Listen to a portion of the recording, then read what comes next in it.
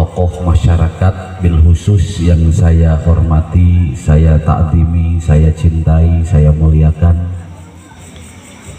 aparatur pemerintah setempat, tokoh agama setempat, bil khusus sahibul majlis, sahibul ma'had, guru kita Al-Mukarram Kiai A.A. Purwadi.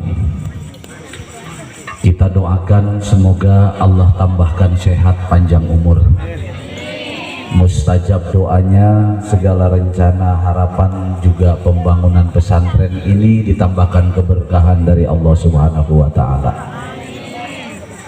Alhamdulillah juga bisa hadir malam ini sesepuh kita dari sore nemenin ayah ya jamaah, Abah Kiai Faruk dari Cemplah, yang dulu pernah ikut peletakan batu pertama ya di sini tuh, habis ngaji di masjid ya, habis ngaji di masjid jam 2 malam kalau nggak salah ya, jam 2 malam Kiaang juga ya, iya, terus kesini nemenin ayah mendoakan tempat ini. Ya alhamdulillah malam ini seperti yang kita lihat, tempatnya sudah ada perubahan yang Allah berikan di tempat ini. Kita doakan juga semoga sesepuh kita Abah Faruk diberikan oleh Allah kesehatan panjang umur, ditambahkan mustajab doanya.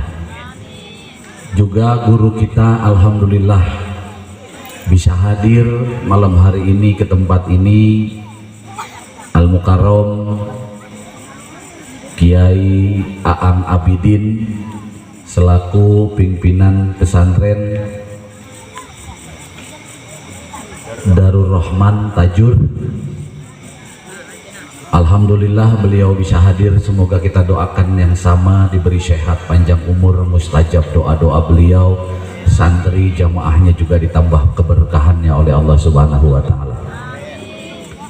Bisa hadir pula alhamdulillah saudara saya, santri saya, sahabat saya dari Pekayon, Bapak Wibowo, dari Bumi Ayu, Jawa Tengah, Al Ustadz Hidayat, dan juga dari Tangerang Bapak Haji Tono, alhamdulillah istiqomah.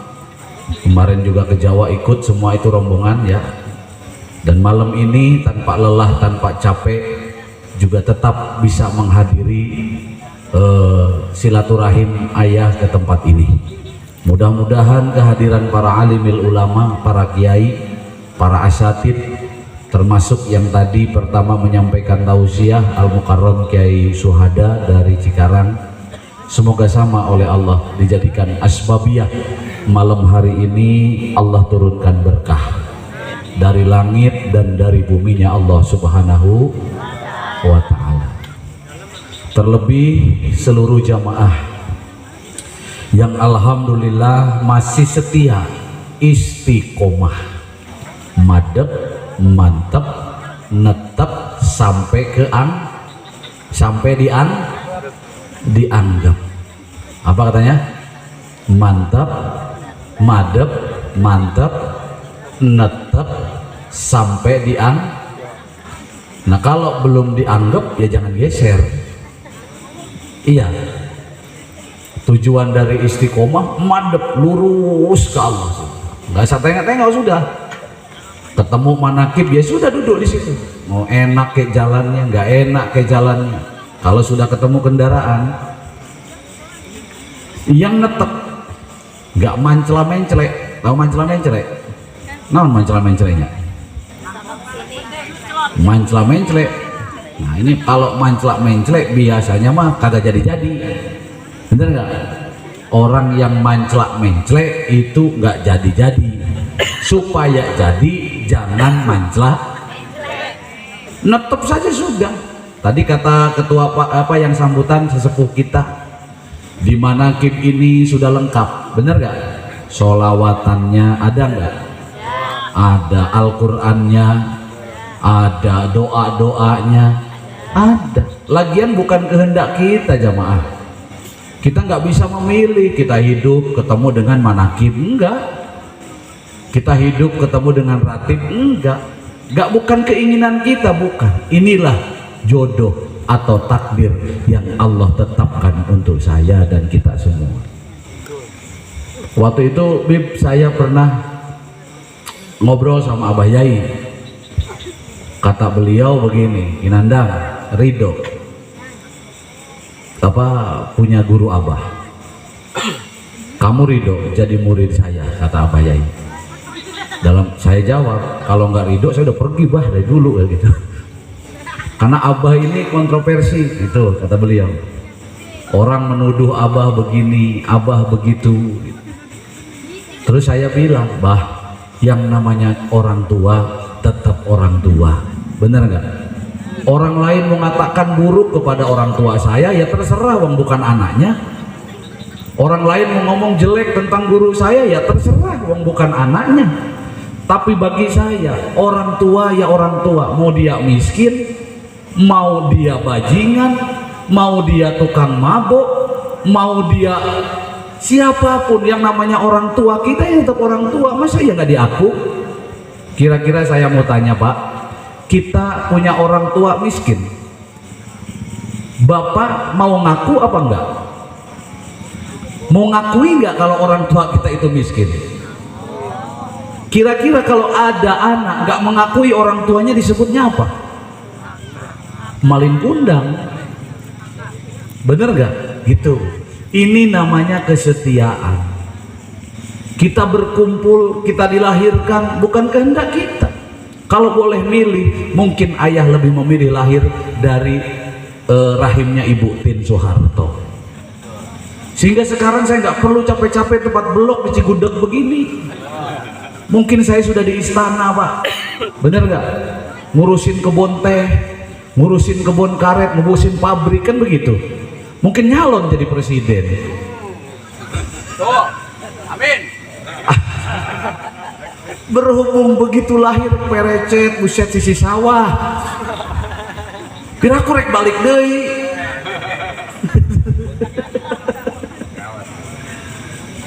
Paham sudah jamaah? Paham sudah? Nah kira-kira seperti itu, renungkanlah. Tadi ayah istirahat sebentar, ada kali sejam tidur barusan di dalam. Bang Yadi tinggalin, Bang Yadi, ayah izin dulu ke dalam.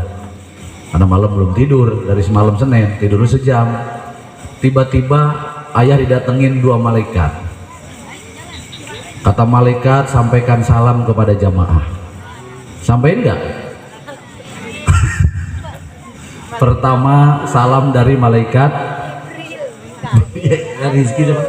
Mikail.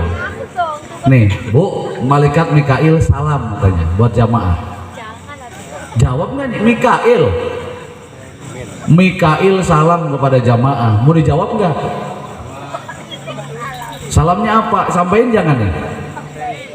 Kata malaikat Mikail, nggak usah repot-repot ngurusin rezeki, karena Allah sudah nunjuk saya buat ngatur rezeki mau dikirim kemana. Tugasnya orang Ciasahan mah kasawahnya kasawah, yang ngojek waktunya ngaji, waktunya sholat, waktunya dagang, waktunya ibadah.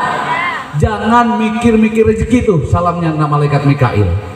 Nanti kalau orang Ciasahan mikirin rezeki, katanya mau nyaingin saya apa?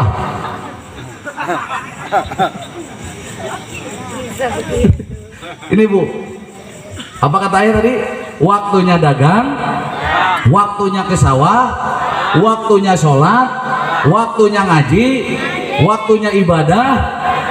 Kata malaikat Mikail, urusan rezeki Allah sudah nunjuk saya buat ngatur kesimpulan jatahnya berapa. Udah manusia mah senang aja lakukan apa yang Allah perintahkan, gak usah mikir-mikir dan ngitung-ngitung rezeki kita ada di mana. Siap kira-kira itu? Ya. Bagus gak tuh Mikail tuh? Bagus apa jelek? Bagus, ngasih kemudahan. Udah ngojek gue Pak, nongkrong sudah dapat hari ini berapa, gak usah ngitung, udah ada Mikail. Yang dagang bakso udah bikin sebanyak-banyaknya sudah. Mau ada yang beli siapa, di mana yang beli, nggak usah ngurus, pokoknya dagang, karena ada Mikail yang tanggung jawab tuh. Tapi jangan lupa ada salam yang kedua. Bikin takut. Dari siapa Bu? Udah paham duluan ini. Dari malaikat siapa? Noel. Ulah nemen-nemen teuing bejakeun ke orang Ciasahan yang ngaduit nah. Komo umur nang geus 60 mah teleh modar. Acau. Bu, naon cenah Bu? Ulah nemen teuing galak kasalaki, ulah nemen teuing bisa dikubur. Udah nggak ada. Ya, itu tadi bener ayah, terserah percaya syukur, gak percaya ya terserah lah. Saya kalau percaya ke saya kan musyrik. Saya hanya menyampaikan itu aja. Mau dijawab nggak? Siap nggak tuh? Waalaikum. Siap malaikat, laksanakan. Begitu dong. Bukan Mikail siap, gini Joel no. Lek nyumput ke mana kandang domba tuh.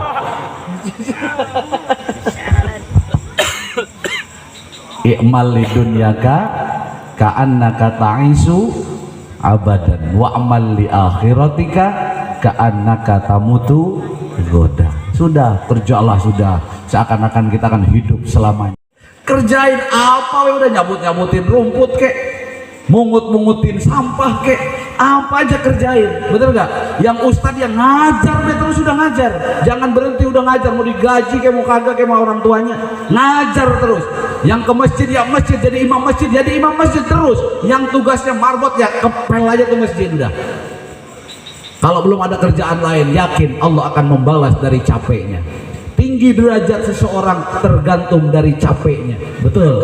Makanya alhamdulillah orang Cigudeg mah yakin rajin. Tepuk tangan. Ek rajin kumaha subuh geus ka sawah. Balik jam 8 ngangon domba. Balik deui jam 12 neangan asahan. Bener tuh Bu? Alhamdulillah. Nah ayah mah udah gak ceramah Bib malam ini mah. Tadi tuh ayah dari Umul Quro sekaligus bayar pendaftaran ke ini Nabil. Cuman kemarin guru kita ikut ayah ke Jawa 3 hari ya. Terus saya bilang nanti ayah hari Senin mau ke Bogor. Jadi kalau mau dibuka pengajiannya ya sekalian ayah ke sini. Sekalian ngajak santri. Mau ngapain Bu tujuannya? Mau renang di kali. Apa kagak ada di sana mah kali begini. Makanya kali begini berharga Bu, punya aset orang sini tuh. Percaya nggak ntar ini bakal jadi wisata nih? Ini nanti akan jadi aset mahal. Lah orang Jakarta kan aneh-aneh Pak. Aneh-aneh nggak? Jauh-jauh jalan-jalan dari Jakarta, timbang nyari kali begitu kecepat bener Bu, demi Allah begitu doang kok. Lebaran sampai ngebelain-belain macet itu cuman nyari kali yang begini. Nah, orang Ciasahan diberikan oleh Allah karunia harta yang luar biasa, gemah ripah loh jenawi, ikan asal daik musup, bener nggak? Mau nyari apa saja sudah ada di sini, luar biasa. Ini anugerah pemberian dari Allah Subhanahu wa taala. Semoga keberkahan kampung ieu lembur ini nyiprat kepada ayah dan juga santri jamaah semuanya. Amin. Karena orang sini mah orang-orang senang semua. Amin. Allahumma senang alaihim. Nggak ada muka susah sini itu, senang. Alhamdulillah. Terusin zikirnya jamaah ya. Siap nggak? Setiap malam Selasa terusin zikirnya. Insya Allah 2 bulan sekali lah ayah kesini setiap malam Selasa Kliwon. Malam Selasa Kliwon. Kira-kira boleh nggak? Boleh. Ya kalau nggak boleh emang enggak, udah. Gua minta ongkos kagak. Insya Allah 2 bulan sekali ayah kesini. Gitu ya. Siap nggak tuh? Terusin zikirnya. Orang zikir itu penuh dengan toleransi jamaah. Orang nggak zikir nggak bisa toleransi, tapi zikir yang bisa nembus sampai ke Allah itu toleransi. Kalau dia beragama toleransi, bernegara toleransi, bermasyarakat toleransi, rumah tangga toleransi. Ini orang zikir, nggak kekeh, nggak pangkreng, karena lembut hatinya. Ketika istrinya modelnya begini, nerima. Dia nggak marah, nggak terpancing gitu. Kenapa? Toleransi. Makanya ketika zaman sekarang orang beragama nggak punya toleransi, ya rusak negara. Betul nggak? Kita tinggal di negara kesatuan Republik Indonesia dengan beraneka ragam negara, dengan beraneka ragam agama, dengan beraneka ragam amalia, dengan beraneka ragam suku bangsa dan bahasa. Ketika tidak ada toleransi kita di dalam hidup berbangsa bernegara ini, kacau apa enggak negara ini? Kacau jamaah. Kita ini saling membutuhkan, manusia ini saling membutuhkan. Perkara agama, keyakinan, amalia itu sudah haknya masing-masing, silakan.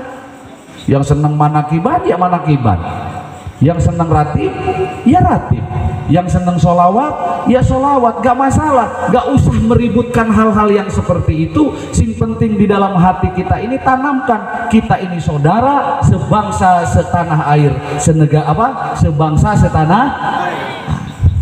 Betul gak gitu jemaah? Nah ini kalau orang gak zikir gak bisa sampai situ pemikirannya Pak, kekeh. Itu salah, ini gak bener. Bener apa enggak? Ala bidzikrillahi tatmainul qulub. Dengan berzikir ini tenang. Kenapa tenang? Karena pandangannya Allah semua. Yang hitam Allah, yang putih Allah, yang pakai kuning nih kayak ayahnya tinggal ditimbang tadi berapa karat. Ini Allah semua yang menciptakan. Betapa kayanya Allah ini, betul nggak? Ya Goni, ini jelas betapa maha Allah itu segala-galanya. Bisa menciptakan yang begini, bisa menciptakan yang seperti itu. Gak usah ributkan, ayo lurus dengan keyakinan dan amaliyahnya masing-masing agar sampai kepada tujuan dengan selamat, mendapatkan ridho dan cintanya Allah Subhanahu wa ta'ala. Siap gak jemaah?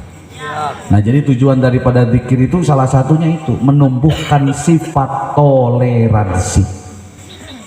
Yang hak ya memang hak, yang batil memang yang batil. Tapi ini untuk siapa berlakunya?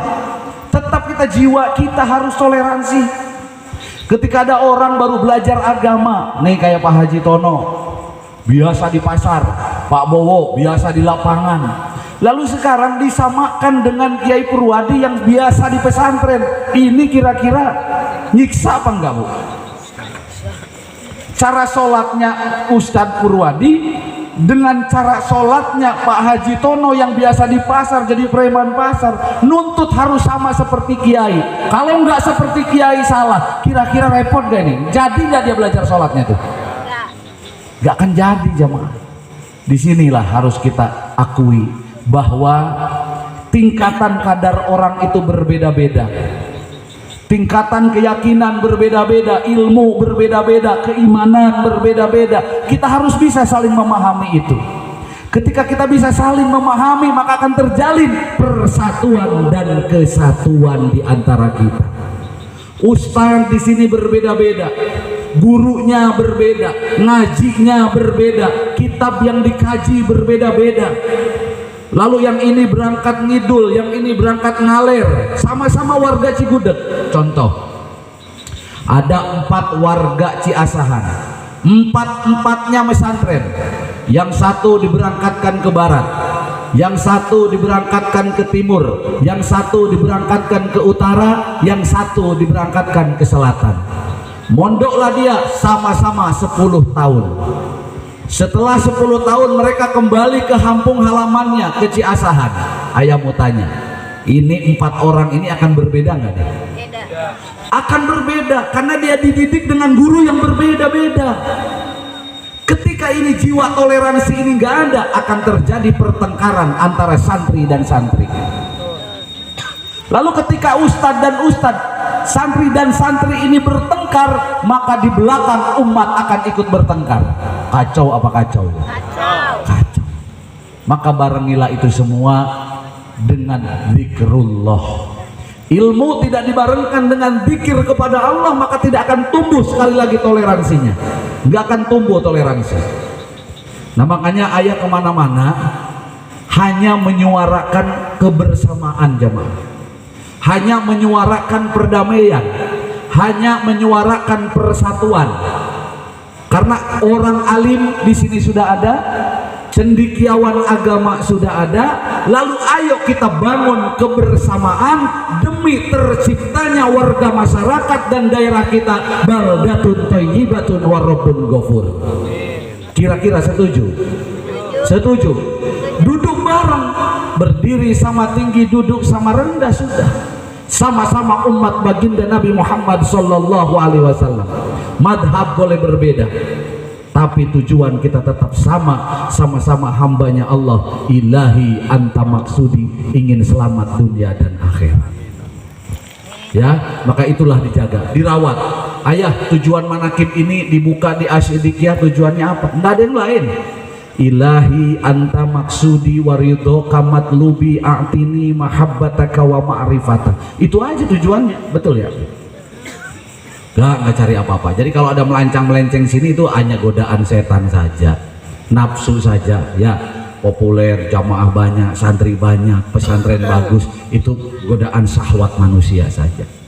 Tapi yang pokok nggak ada itu. Kalau yang ini yang terlihat ini kan cuman hiasan mata kita. Betul jamaah, untuk simbol terlihat kemakmuran ini pesantren. Makanya sama Allah dirubah-rubah tuh, ntar besok kebangun ini, besok kebangun itu. Tapi ini bukan tujuannya. Tujuannya adalah ilahi anta maksudi waridhoka matlubi. Itu tujuannya. Perkara zikir ya nggak mesti harus ada pondok, nggak mesti harus ada pesantren. Tidak, itu nggak wajib. Karena zikir bisa dilakukan di mana saja. Lalu kenapa ayah harus ada pesantren? Lalu kenapa ayah harus ada pondok? Ini untuk simbol bahwa jamaah mencintai agamanya Allah. Ini ladang untuk kita. Masjid dibangun, ladang amal kita untuk bangunan kita nanti di akhirat. Pesantren dibangun untuk ladang kita nanti bangunan kita di akhirat. Nabung di sini lewat pesantren, nabung di dunia lewat masjid, nabung di dunia lewat musola. Nanti tabungan ibu akan menjadi gedung dan rumah ibu di akhirat di hadapan Allah Subhanahu. Paham nggak Bu? Jadi cara ngebangun di sana, di sini ngebangunnya. Jangan sampai nanti begitu kita mati ngontrak. Mau kemana? Pak, mau ke surga. Di surga sudah punya rumah belum? Ah, mau ngontrak mah ayah nandang lah, repot.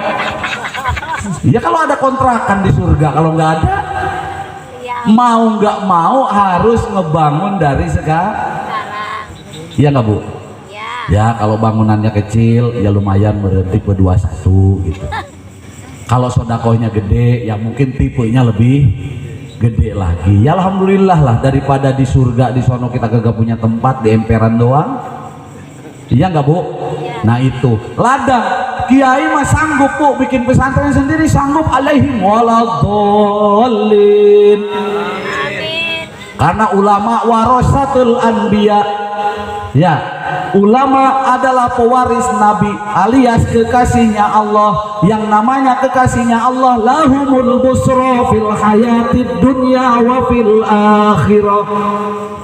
Allah jamin kebahagiaan dunia dan akhiratnya, kebutuhan dunia dan akhiratnya. Kiai sanggup bikin pesantren sendiri, ulama sanggup bikin masjid sendiri. Lalu kenapa ngajak umat? Ini bukti cinta dan kasih sayang Allah kepada seluruh masyarakatnya. Paham gak? Bayangin kalau seluruh kiai di dunia bikin pondok sendiri, bikin pesantren sendiri, bikin musola sendiri, lalu di mana tempat amal kita, wahai saudaraku? Bener gak? Guru-guru kita kaya, gurunya Kiai Purwadi kaya, Kiai Helmi kaya raya, uangnya banyak, betul gak? Guru saya Abah Yai Junaidi Al-Baghdadi juga kaya raya. Kalau hanya untuk bangun pesantren, buat apa mintain ke jamaah? Wong saya pernah mendengar beliau cerita uang 1 miliar di kardus ditaruh di depan rumah itu. Ada tamu datang nggak ketemu, uang di dus itu ditaruh gitu. Bayangkan, kurang kaya bagaimana kiai? Tapi kenapa harus mengajar umat? Karena itu kewajiban. Karena kiai ingin bersama-sama dengan jamaahnya, ingin bersama-sama dengan umatnya, dunia ila yaumil qiyamah. Ngerti ya jamaah ya? Nah, makanya mudah-mudahan sekali lagi keistiqomahan yang tertanam di dalam hati kita bisa dilanggengkan oleh Allah ila yaumil qiyamah.